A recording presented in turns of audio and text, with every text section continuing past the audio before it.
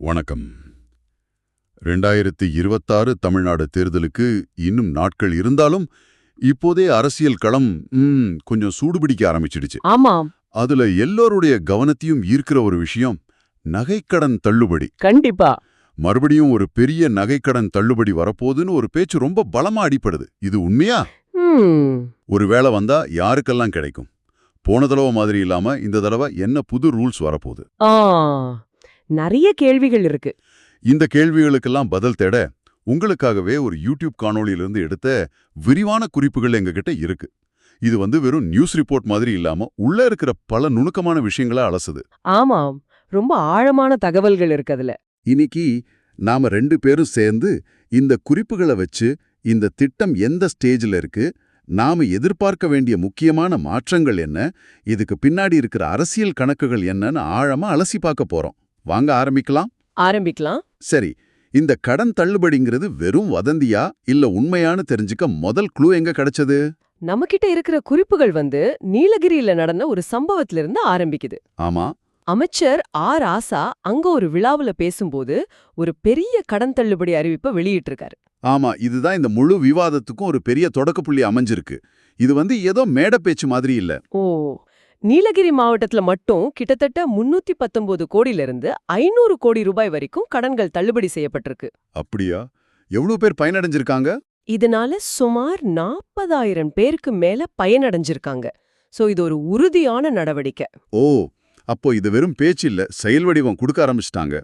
ஆனா இது நகைக்கடன் மட்டும்தானா? இல்ல, அதுதான் இங்க நாம கவனிக்க வேண்டிய முக்கியமான விஷயம். இது வெறும் நகைக்கடன் தள்ளுபடி இல்ல. அப்போ விவசாய கடன், மகளிர் சுய உதவி குழு கடன், இப்படி பலதரப்பட்ட கடன்களையும் சேர்த்துதான் தள்ளுபடி செஞ்சிருக்காங்க. ஓ, சரி. அதனாலதான் அரசியல் நோக்கர்கள் இதை எப்படி பாக்குறாங்கன்னா, மாநிலம் தழுவிய ஒரு பெரிய திட்டத்துக்கான ஒரு பைலட் ப்ராஜெக்ட், ஒரு முன்னோட்டம் மாதிரி இதை செஞ்சு பார்த்திருக்காங்க. இன்ட்ரெஸ்டிங். ஒரு சின்ன ஏரியால டெஸ்ட் பண்ணி பார்த்துட்டு அதுல வர ஃபீட்பேக் வச்சு மாநில அளவுல இதை விரிவுபடுத்த பாக்குறாங்க. அப்படிதானே? சரியா சொன்னீங்க. முதலமைச்சரோட அடுத்த மூவ் என்னவா இருக்குன்னு இந்த சோர்ஸ்ல ஏதோ சொல்றாங்களா? நிச்சயமா. முதலமைச்சர் ஸ்டாலின் எல்லா அமைச்சர்களுக்கும் ஒரு உத்தரவு போட்டிருக்கிறதா இந்த நோட்ஸ் சொல்லுது. என்னன்னு? அதாவது உங்க மாவட்டத்துல என்னென்ன கடன்களை தள்ளுபடி பண்ணலாம், எவ்வளவு பேர் பயனடைவாங்க, அதுக்கு எவ்வளவு செலவாகும்னு ஒரு லிஸ்ட் ரெடி பண்ணி அனுப்ப சொல்லியிருக்காரு. ஓஹோ, இது மாநிலம் தழுவிய திட்டத்துக்கான முதல் படி. ஒவ்வொரு மாவட்டத்தோட நிதி நிலைமை, மக்களின் தேவை, இதையெல்லாம் கணக்குல எடுத்து ஒரு விரிவான திட்டத்தை உருவாக்குற வேலை இப்போ நடந்துட்டு இருக்கு. அப்போ இந்த திட்டம் வருவது கிட்டத்தட்ட உறுதியாகிடுச்சு.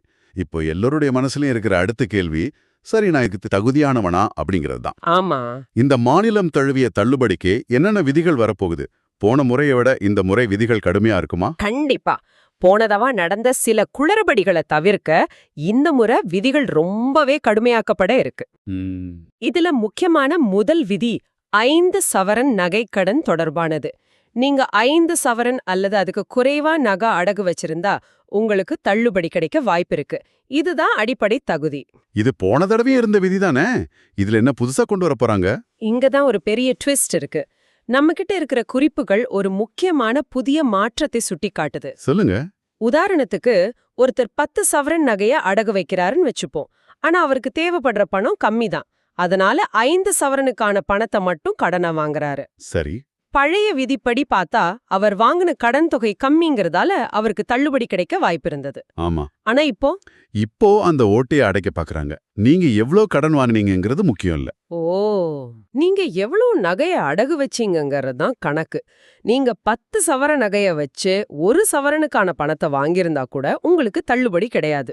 ஒரு நிமிஷம், அதாவது அடகு வச்ச மொத்த நகையோட எடை தான் கணக்கா? அதேதான். மொத்தமா நீங்க அடகு வச்ச நகையோட எடை 5 சவரனுக்குள்ள இருக்கணும். 4.5 சவரன் வச்சிருந்தா தகுதி உண்டு, 5.5 சவரன் வச்சிருந்தா தகுதி இல்ல. இதுதான் அந்த புதிய கடுமையான நிபந்தனை. ஓ, இது ஒரு புத்திசாலித்தனமான மூவ் மாதிரி தெரியுதே. அதாவது உண்மையிலேயே கஷ்டப்படுற குறைஞ்ச நகை வச்சிருக்கிறவங்களுக்கு மட்டும் உதவி போய் சேரணும். ஆமா, வசதி படைச்சவங்க இந்த திட்டத்தை தவறா பயன்படுத்தக்கூடாதுன்னு நினைக்கிறாங்க. சரியா சொன்னீங்க. அது மட்டும் இல்ல, இன்னொரு முக்கியமான விதியும் இருக்கு. அது என்ன? நீங்க ஏற்கனவே விவசாய கடன் தள்ளுபடி மாதிரி வேற ஏதாவது பெரிய தள்ளுபடி திட்டத்துல பயனடைஞ்சிருந்தா உங்களுக்கு நகை கடன் தள்ளுபடி கிடைக்காது. ஓ, அப்போ ஒரு குடும்பத்துக்கு ஒண்ணுதான் தேர்ந்தெடுக்க முடியும்னு சொல்லப்படுது. சரி, விதிகள் ரொம்ப தெளிவா இருக்கு. ஆனா அடுத்து வர்ற கேள்விதான் ரொம்ப பெருசு. இந்த தள்ளுபடி எந்தெந்த வங்கிகளுக்கு பொருந்தும்? ஆ வழக்கம் போல கூட்டுறவு வங்கிகளுக்கு மட்டும்தானா? இல்லை இந்த முறை ஏதாவது மாற்றம் இருக்கா? இதுதான் இந்த திட்டத்தோட உண்மையான தாக்கத்தை தீர்மானிக்க போற ஒரு மில்லியன் டாலர் கேள்வி. ஆமா. ஆரம்பத்துல எல்லோருமே கூட்டுறவு வங்கிகள், கூட்டுறவு வேளாண்மை வங்கிகள்ல வாங்கின கடன் தான் தள்ளுபடி ஆகும்னு தான் எதிர்பார்த்தாங்க. ஏன்னா மாநில அரசோட திட்டங்கள் பெரும்பாலும் இந்த வங்கிகள் மூலமா தான் செயல்படுத்தப்படும். சரி, ஆனா நம்ம சோர்ஸ்ல இதுக்கு மேல ஏதாவது தகவல் இருக்கா? இருக்கு. இங்கதான் இந்த விஷயம் ரொம்பவே சுவாரஸ்யமா மாறுது. இந்த குறிப்புகள் சொல்றத பார்த்தா இந்த முறை திட்டத்தை மிகப்பெரிய அளவுல விரிவுபடுத்த அரசு யோசிச்சுட்டு இருக்கு. எப்படி? இந்தியன் வங்கி, ஸ்டேட் பேங்க், கனரா வங்கி, ஐஓபி, கிராம வங்கிகள்னு. என்னது? நேஷனலைஸ்ட் பேங்க்ஸா? ஆமா, தேசியமயமாக்கப்பட்ட வங்கிகள்லயும் வாங்கின நகைக்கடன்களை தள்ளுபடி செய்யலாமான்னு ஒரு தீவிரமான பேச்சுவார்த்தை நடக்குது. அப்படியா? இது நிஜமாவே நடந்தா இது ஒரு கேம் சேஞ்சர். கண்டிப்பா. ஏன்னா பெரும்பாலான மக்கள் இந்த மாதிரி பெரிய வங்கிகள்ல தான் நகை கடன் வாங்கியிருப்பாங்க. இது நடந்தா பயனாளிகளோட எண்ணிக்கை பல லட்சம் அதிகமாகுமே. நினைச்சு பாருங்க, கூட்டுறவு வங்கிகளை தாண்டி தேசியமயமாக்கப்பட்ட வங்கிகளுக்கும் இந்த திட்டம் போச்சுன்னா இதோட தாக்கம் எங்கேயோ போயிடும். ஆனா ஆனா என்ன, இதுல ஒரு பெரிய சிக்கல் இருக்குமே. ஆமா, அதுதான். தேசியமயமாக்கப்பட்ட வங்கிகள் எல்லாமே மத்திய அரசோட கட்டுப்பாட்டுல வர்றது. சரி. மாநில அரசு ஒரு தள்ளுபடி திட்டத்தை அறிவிச்சு அத மத்திய அரசு வங்கிகள்ல செயல்படுத்துறது அவ்வளோ சுலபம் இல்ல. அதுக்கு நிறைய அரசியல் மற்றும் நிர்வாக ரீதியான தடைகள் இருக்கு. ரெண்டு அரசுகளுக்கும் நடுவுல ஒரு நல்ல புரிதல் இருக்கணும், டேட்டாவை ஷேர் பண்ணிக்கணும். ஆமா, இது ஒரு பெரிய லாஜிஸ்டிக்கல் சேலஞ்ச். அப்போ இது இன்னும் பேச்சுவார்த்தை அளவுல தான் இருக்கா, இல்ல உறுதியாகிடுச்சா? இந்த குறிப்புகள் படி இது இன்னும் உறுதியான முடிவில்லை, பேச்சுவார்த்தை தான் போயிட்டு இருக்கு. ஆனா 2026 தேர்தல்ல இது ஒரு பிரம்மாண்டமான வாக்குறுதியா இருக்குங்கிறதால இதை செயல்படுத்த ஆளுங்கட்சி எல்லா முயற்சிகளையும் எடுக்கும்னு எதிர்பார்க்கலாம். ஆமா. இந்த ஒரு தடையை அவங்க எப்படி தாண்டாங்கங்கிறத வச்சுதான் இந்த திட்டத்தோட உண்மையான அளவு தெரியும். இதுக்கு பின்னாடி இருக்கிற அரசியல் கணக்குகளை பத்தி இன்னும் கொஞ்சம் ஆழமா பேசலாம். இது வெறும் தேர்தல் வாக்குறுதி மட்டும்தானா, இல்ல வேற ஏதாவது காரணங்களும் இருக்கா? இது முழுக்க முழுக்க 2026 சட்டமன்ற தேர்தலை மையமா வச்சு ஒரு மாஸ்டர் பிளான்ங்கிறதுல சந்தேகமே இல்ல. சரி. இந்த மாதிரி ஒரு மெகா தள்ளுபடி அறிவிப்பு தங்களுக்கு ஒரு பெரிய வெற்றியை தரும்னு ஆளும் திமுக நம்புவதா இந்த சோர்ஸ் குறிப்பிடுது. ஆனா இதுல இன்னொரு கோணமும் இருக்கு. அது என்ன? எதிர்க்கட்சிகளும் இந்த விஷயத்தை சும்மா விடல.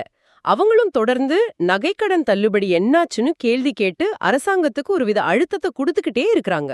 ஓ, அப்போ இது ஒரு பிரஷர் டாக்டிக்ஸ் மாதிரி. ஆமா, அதனால இது ஆளும் கட்சி தாமாக முன்வந்து செய்யற ஒரு விஷயம் என்பதை தாண்டி அரசியல் சூழ்நிலை காரணமாக இதை செய்ய வேண்டிய ஒரு கட்டாயமும் அவங்களுக்கு ஏற்பட்டிருக்கு. அதாவது ஆளும் கட்சி இதை ஒரு அஸ்திரமா பயன்படுத்த நினைக்குது, அதே சமயம் எதிர்க்கட்சிகளும் இதை ஒரு பிரச்சனையா கையில எடுத்ததால இதை செஞ்சே ஆக வேண்டிய ஒரு நெருக்கடி அரசாங்கத்துக்கு இருக்கு. ஆமா, அது மட்டும் இல்ல, மக்கள் மத்தியிலும் ஒரு பெரிய எதிர்பார்ப்பு உருவாகிடுச்சு. கரெக்ட். இது இப்போ ஒரு மக்கள் எதிர்பார்ப்பா மாறிடுச்சு. அதனால எந்த கட்சி ஆட்சிக்கு வந்தாலும் இந்த எதிர்பார்ப்பை பூர்த்தி செய்ய வேண்டிய ஒரு சூழல் உருவாகியிருக்கு. இது ஒரு கிளாசிக் அரசியல் செஸ் விளையாடு மாதிரி தான். இவ்வளோ பெரிய திட்டம், பல லட்சம் பயனாளிகள், கோடிக்கணக்கான ரூபாய், இதுல தவறுகள் நடக்காம எப்படி தடுப்பாங்க? போன தடவை தகுதியில்லாத நிறைய பேர் பயனடைஞ்சத குற்றச்சாட்டுகள் வந்துச்சே. ஆமா, வந்துச்சு. அதை சரி செய்ய இந்த முறை என்ன ஏற்பாடுகள் நடக்குது? இந்த கேள்விக்கு நம்ம கிட்ட இருக்கிற குறிப்புகள்ல ஒரு தெளிவான பதில் இருக்கு. போன முறை நடந்த தவறுகள்லேருந்து பாடம் கத்துக்கிட்டு இந்த முறை ரொம்பவே கடுமையான சரிபார்ப்பு முறைகளை கொண்டு வர போறாங்க. டெக்னாலஜி யூஸ் பண்ணி? ஆமா, எல்லாமே டெக்னாலஜி மயம்தான். எப்படின்னு கொஞ்சம் விளக்க முடியுமா? உதாரணத்துக்கு, நீங்க தள்ளுபடிக்கு அப்ளை பண்ணும்போது உங்க ஆதார் அட்டை, கைரேகை மாதிரியான பயோமெட்ரிக் தகவல்களை கொடுத்து தான் உறுதிப்படுத்தணும். ஓ, பயோமெட்ரிக் வெரிஃபிகேஷன். இதன் மூலமா கடன் வாங்குனது நீங்க தானா, உங்க பேர்ல வேற எங்கேயாவது கடன் இருக்கா, நீங்க அரசு சொல்ற விதிகளுக்குள்ள வரீங்களான்னு எல்லாத்தையும் கச்சிதமா செக் பண்ணிடுவாங்க. அப்போ ஒருத்தர் பல பேங்க்ல கடன் வாங்கி ஏமாத்த முடியாது. வாய்ப்பே இல்ல. உங்க ஆதார் எண்ணை வச்சு உங்க குடும்ப அட்டை விவரங்கள், நீங்க விவசாய கடன் தள்ளுபடி வாங்கியிருக்கீங்களா, உங்க குடும்பத்துல வேற யார் இந்த திட்டத்துல பயனடைறாங்கன்னு எல்லாத்தையும் ஒப்பிட்டு பார்த்து எல்லாத்தையும் லிங்க் பண்ணிடுவாங்க. ஆமா, ஒரு சுத்தமான பட்டியலை தயாரிச்சதுக்கு அப்புறம் தான் தள்ளுபடியே கிடைக்கும். இதனால முறைகேடுகள் நடக்கிறதுக்கான வாய்ப்பு ரொம்ப ரொம்ப குறைவுன்னு அரசாங்கம் நம்புது. ஆக இன்னைக்கு நாம பார்த்த விஷயங்கள் எல்லாம் தொகுத்து சொன்னா 2026 தேர்தலை ஒட்டி ஒரு பெரிய நகைக்கடன் தள்ளுபடி வர்றதுக்கான வாய்ப்புகள் பிரகாசமா இருக்கு. ரொம்பவே பிரகாசமா இருக்கு. நீலகிரி அறிவிப்பு அதுக்கான முதல் படி 5 சவரனுக்கு உட்பட்ட கடன்களுக்கு. ஆனா இந்த முறை அடகு வச்ச மொத்த நகையோட எடைய கணக்குல எடுத்து. அதுதான் முக்கியமான பாயிண்ட். ஆமா, பயோமெட்ரிக் மாதிரி கடுமையான சரிபார்ப்புகளோட இந்த திட்டம் வரப்போகுது. ஆமா. ஆனா நாம தொடர்ந்து கண்காணிக்க வேண்டிய ஒரே ஒரு முக்கியமான விஷயம், இந்த திட்டம் தேசியமயமாக்கப்பட்ட வங்கிகளுக்கும் விரிவுபடுத்தப்படுதா இல்லையாங்கிறது தான். கரெக்ட். அந்த ஒரு முடிவு தான் இது வெறும் சாதாரண தள்ளுபடி திட்டமா இல்ல ஒரு வரலாறு காணாத மெகா தள்ளுபடி திட்டமாங்கிறத தீர்மானிக்கும். அந்த அறிவிப்புக்காகத்தான் எல்லாரும் காத்துட்டு இருக்காங்க. நிச்சயமா. இறுதியா நீங்க யோசிக்கிறதுக்கா ஒரு கேள்வியோட முடிக்கலாம். இந்த மாதிரி கடன் தள்ளுபடி திட்டங்கள் மக்களுக்கு அந்த நேரத்துல ஒரு பெரிய நிவாரணத்தை கொடுக்குதுங்கிறதுல மாற்று கருத்து இல்ல.